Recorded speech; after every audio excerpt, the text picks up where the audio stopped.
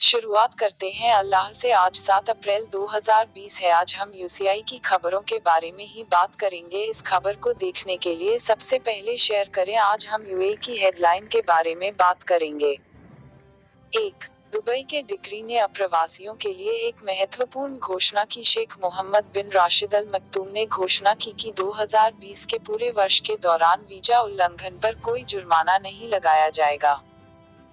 2. Dubai के बाहर सैकड़ों पाकिस्तानी इकट्ठा तालाबंदी की परवाह किए बिना वाणिज्य दूतावास करते हैं। संयुक्त अरब अमीरात में फंसे 20,000 पाकिस्तानी वापसी के लिए बेताब हैं। पाकिस्तानियों ने विशेष उड़ानों द्वारा वापसी की मांग की। 3.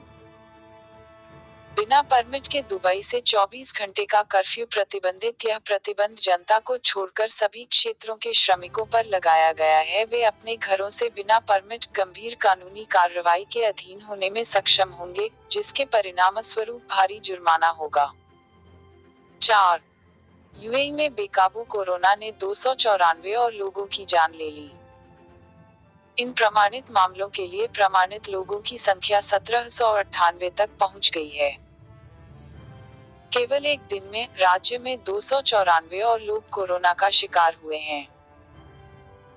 गल्फ टाइम्स के अनुसार राज्य में 1 और 294 लोगों में कोरोना का निदान होने के बाद घातक वायरस से संक्रमित लोगों की संख्या 1798 तक पहुंच गई है।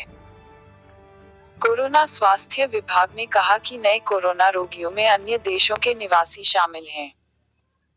अगर आप हमसे प्यार करते हैं तो इस वीडियो को अपने दोस्तों के साथ व्हाट्सएप और फेसबुक ग्रुप में शेयर करें। अपनी प्रार्थनाओं को प्यार करना याद रखें। अल्लाह हाफिज।